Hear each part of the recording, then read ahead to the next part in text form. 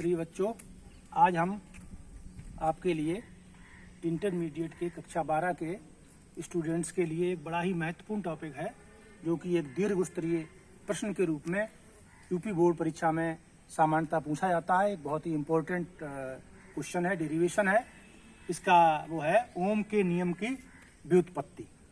इसको कभी कभी ऐसे पूछते हैं कि मुक्त इलेक्ट्रॉन सिद्धांत से या अनुगमन वेग के सिद्धांत से ओम के नियम की व्युत्पत्ति, डेरिवेशन ऑफ ओम्स लॉ। ठीक है, तो ओम का नियम हम पहले आपको डिफाइन कर चुके हैं, बता चुके हैं। वैद्युत प्रतिरोध भी बता चुके हैं, ओम का नियम भी बता चुके, अनुगमन वेग बता चुके, विद्युत धारा और अनुगमन वेग में संबंध बता चुके।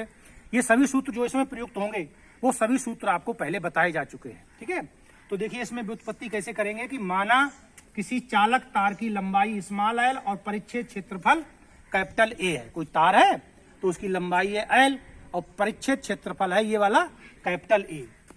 जब चालक के सिरों के बीच बी विभवांतर लगाया जाता है, वोल्टेज स्थापित किया जाता है, पोटेंशियल डिफरेंस लगाया जाता है, तो क्या होता है, तो चालक के प्रत्येक बिंदु पर वैद्युत क्षेत्र पैदा हो जाता है, जिसकी तीव्रता होती है E बराबर B/L।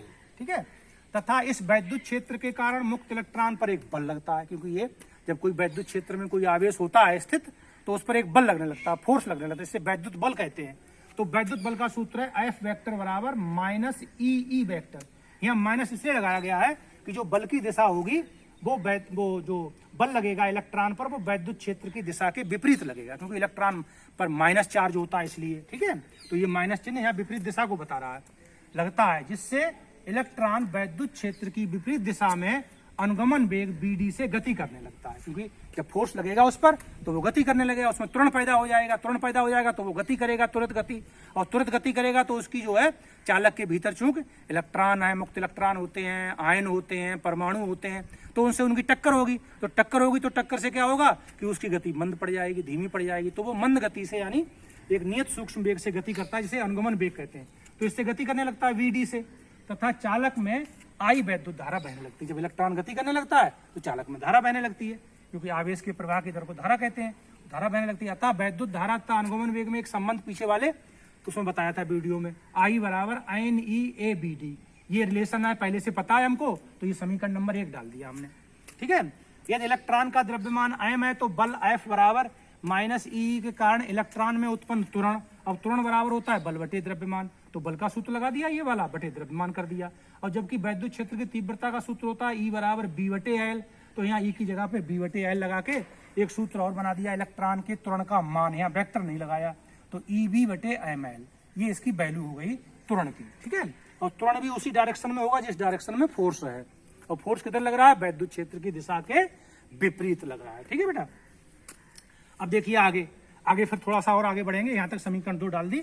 यदि इलेक्ट्रॉनों के अनियमित ऊष्मीय वेग क्रमशः U1 vector, U2 vector dot dot UN हो, जैसे अनियमित वेग बताए थे, ऊष्मीय वेग या अनियमित वेग। अनियमित वेग क्या होते हैं, जब किसी चालक में कोई वैद्युत क्षेत्र नहीं होता, कोई विभवांतर नहीं स्थापित होता, तो उसके अंदर इलेक्ट्रॉन, मुक्त इलेक्ट्रॉन जो है वो अनियमित जिगजैग मोशन करते रहते हैं, जिनकी कोई मोशन इस तरीके से होती है जैसे गैस के अणु जो है गैस के अंदर गति करते रहते हैं निरंतर, और एक दूसरे से टकराते रहते हैं। तो जो वो वेग होता है वो ऊष्मीय वेग कहलाता है, उसे अनियमित कहते हैं। तो वो U1 U2 और ये है, ये प्रारंभ में इतना वेग उन पर अनियमित वेग यानी ऊष्मीय वेग प्रारंभ में इनिशियली उन पे है। ठीक है बेटा, तब इसके बाद क्या है, तब समीकरण, एक गति की समीकरण है पहली वाली, V बराबर U प्लस AT, यानी V वेक्टर बराबर U vector plus A vector into T। ये गति की पहली समीकरण के अनुसार। और इसमें जो श्रांति काल है, टो है, ये श्रांति काल है, तो श्रांति काल हमने मान लिए τ1 τ2 डॉट डॉट τn, यानी n इलेक्ट्रॉन है तो n इलेक्ट्रॉनों के लिए क्रमशः मान लिया, τ1 पहले इलेक्ट्रॉन के लिए, τ2 दूसरे के लिए। ऐसे पहले इलेक्ट्रॉन का ऊष्मीय वेग U1, दूसरे का U2, U3 डॉट डॉट करके UN तक ले लिया। तो इसके उपरांत जो वेग हैं क्रमशः, अब वेग बढ़ के कितना हो जाएगा, अंतिम वेग वाला सूत्र लगा देंगे। तो पहले का हो जाएगा U1 vector plus A vector τ1, क्योंकि A सबके लिए नियत रहेगा, क्योंकि सब पर एक समान फोर्स लग रहा है, तो A नियत होगा सबका, एक ही लगाएंगे। U2 ये दूसरे वाले का हो जाएगा, ये तीसरे वाले का, ऐसे ये n में वाले का हो जाएगा। तो इन वेगों का जो माध्य है वही अनुगमन वेग है, इन वेगों का माध्य वेग। तो माध्य कैसे निकालेंगे, औसत निकालेंगे। औसत कैसे निकलता है, सब पदों को जोड़ के पदों का योग बटे पदों की संख्या। तो ये BD हमने जो है ये औसत अनुगमन वेग निकाल दिया यहाँ पर। ठीक है, तो इसमें क्या किया हमने कि इसमें 2 पार्ट बना लिए, एक U1 U2 और ये वाले जोड़ के n अलग कर लिया, इनका औसत निकाल लिया और इसका श्रांति काल का औसत अलग निकाल लिया। तो चूंकि सबका जो ऊष्मीय वेग है, टोटल ऊष्मीय वेग सभी इलेक्ट्रॉनों का वो शून्य है, क्योंकि एक इलेक्ट्रॉन इधर से टकराया, एक इधर से टकराया, एक इधर से टकराया, तो कुल मिला के इलेक्ट्रॉनों की जो गति है वो मतलब जो है परिणामी गति शून्य होती है, उन्हें उसी में घूम फिर के रह जाते हैं। तो इसलिए जो है इसकी जो वैल्यू है वो शून्य होती है और इसकी हमने औसत श्रांति काल टो मान लिया। तो यहाँ से सूत्र बन गया BD वेक्टर बराबर 0 प्लस A वेक्टर इंटू टो। तो यहाँ पर जो है BD बराबर फिर लिख देंगे, अब A वेक्टर की वैल्यू लगा दी, कहाँ से लगा दी, यहाँ से ये लगा दी, माइनस E वेक्टर टो बटे m। अब इसका जब परिमाण लिखेंगे तो ये माइनस चिन्ह और ये वेक्टर हटा देंगे, तो अतः अनुगमन वेग का परिमाण हो गया BD बराबर E बटे m और ऊपर हो गया टो। तो ये क्या हो गया, ये एक संबंध बन गया। ये संबंध अलग से भी पूछा जा सकता है, यहाँ तक एक संबंध अलग से पूछा जा सकता है कभी कि अनुगमन वेग और श्रांति काल में संबंध बताइए, या अनुगमन वेग और वैद्युत क्षेत्र की तीव्रता में संबंध बताइए। तो ये अनुगमन वेग BD और वैद्युत क्षेत्र की तीव्रता E में संबंध है। अब यहाँ E का जो मान है B बटे L, शुरू में बताया था, ये वाला B बटे L यहाँ लगा देंगे E की जगह पे। तो जब E की जगह पे B बटे L लगा देंगे, क्षेत्र की तीव्रता E में संबंध है, E बराबर B बटे L रखने पर तो हो जाएगा BD बराबर EV बटे ML इंटू टो। समीकरण 3 डाल दी यहाँ पर। तो ये हो गया अनुगमन वेग और विभवांतर में संबंध हो गया। ठीक है, अब ये जो BD की वैल्यू है ये यहाँ समीकरण नंबर 3 से उठा के समीकरण नंबर 1 में लगा देंगे, यहाँ पर इस समीकरण में। तो यहाँ लिखेंगे समीकरण 3 से BD का मान समीकरण 1 में रख देंगे। तो 1 में रखेंगे तो I बराबर NEA BD है, BD का ये वाला मान यहाँ पर लगा दिया हमने, सही है, लग गया। तो लगने से क्या हुआ, B तो यहाँ रहने दिया और I यहाँ से उठा के BD के B के बटे में कर लिया और ये कैंची गुणा करके ये इस तरह सूत्र बन जाएगा B बटे I बराबर ML बटे NE square A into two. अब इसको आगे लिख दिया नियतांक। नियतांक क्यों लिख दिया, इसका हम जो है यहाँ पर वो कर रहे हैं, प्रमाण दे रहे हैं आपको कैसे नियतांक हो गया ये, क्योंकि दिए गए चालक तार के लिए L लंबाई नियत रहेगी, क्योंकि वोल्टेज बढ़ाने से जो है कोई लंबाई घटे बढ़ेगी नहीं। क्षेत्रफल भी उसका अनुप्रस्थ परिच्छेद का वो भी नियत रहेगा और n मुक्त इलेक्ट्रॉनों की संख्या जो चालक के अंदर है वो भी नियत रहेगी, तो इनके मान नियत रहेंगे। और जो m इलेक्ट्रॉन का द्रव्यमान है और E इलेक्ट्रॉन का आवेश है ये भी नियत रहेगा, ये भी कांस्टेंट है, बदलने वाली चीज नहीं है। और यदि चालक तार का ताप नियत रहे, ताप दाब भौतिक अवस्थाएं जो कि ओम के नियम की कंडीशन है, अगर वो नियत रहेंगे तो श्रांत काल टो भी नियत रहेगा।